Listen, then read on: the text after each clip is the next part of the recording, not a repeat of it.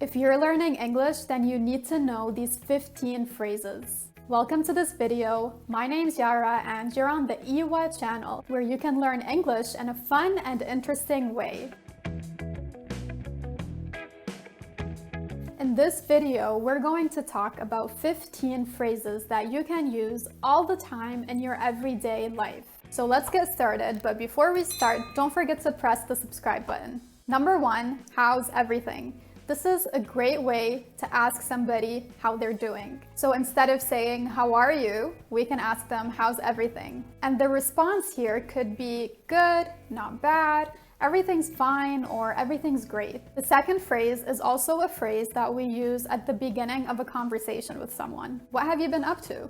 We use this one if we're talking to somebody that we haven't seen in a while, which means we haven't seen in maybe a long time or like a few days, a few weeks. So we ask them, what have you been up to? It means what have you been doing or what's new. And notice the pronunciation with been up. We say been up. What have you been up to? And the response here could be nothing or not much or nothing much. Number 3, sorry, I didn't catch that. So usually the word catch is something we do with our hands. We catch something.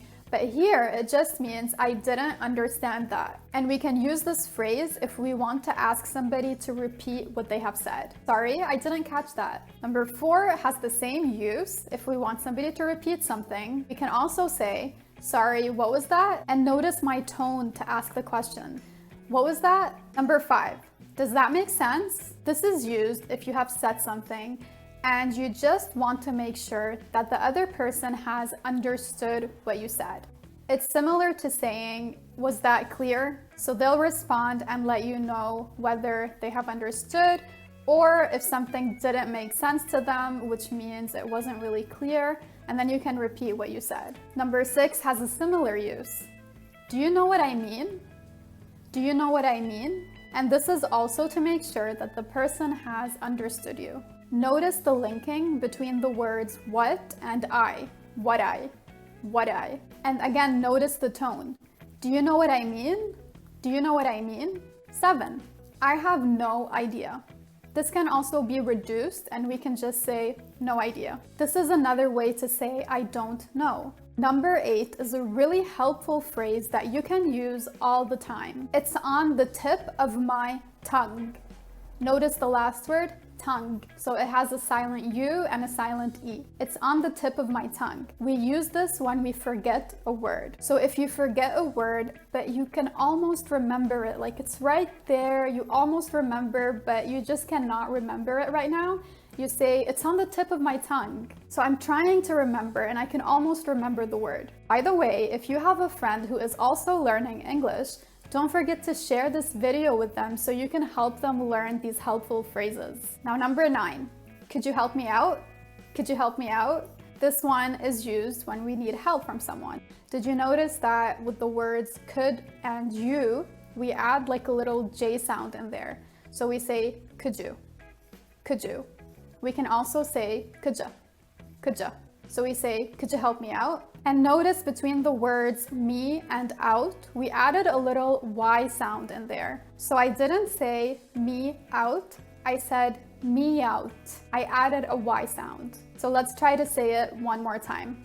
Could you help me out? Number 10 is another way to ask for help, and it's a really, really polite way to do so. I'd appreciate it if you could, and then you put the verb here in the base form. You can use this if you want to ask somebody for help or for a favor, or if you want to ask somebody to do something for you.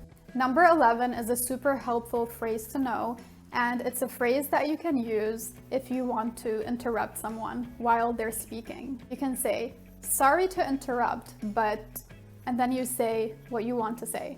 Usually it's not nice to interrupt people and it's something that you don't want to do, but sometimes you might have something that you really need to say while someone else is talking. Number 12, hang on a second. Hang on a second. This means wait a second. For example, if you're on the phone and someone is trying to talk to you, you can say, hang on a second, please. And notice the pronunciation. Hang on becomes hang on, and then we link on with a, Anna.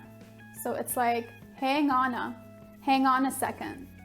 Hang on a second. 13.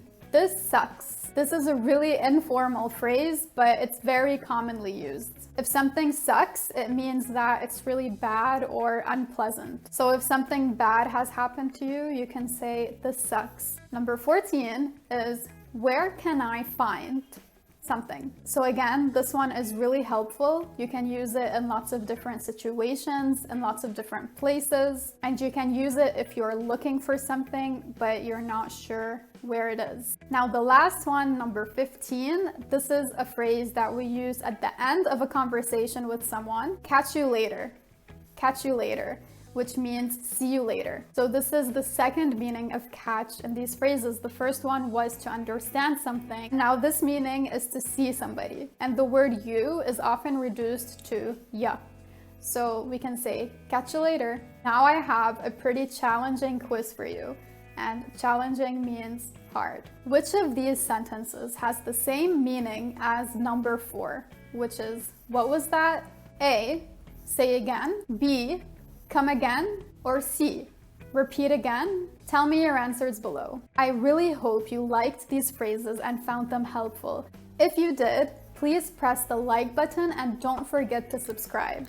I hope you have a great day and I'll see you soon. Bye!